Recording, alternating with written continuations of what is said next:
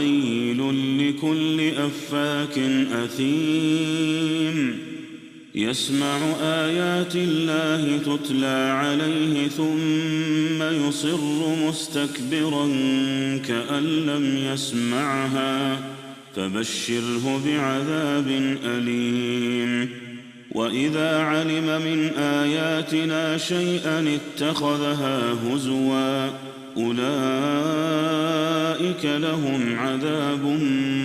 مهين من ورائهم جهنم ولا يغني عنهم ما كسبوا شيئا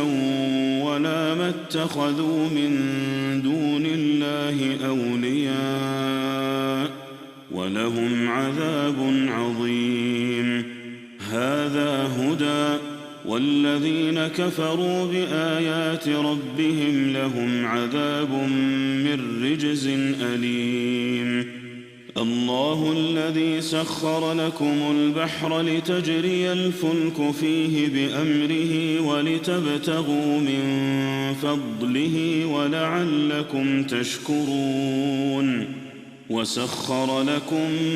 ما في السماوات وما في الأرض جميعا منه إن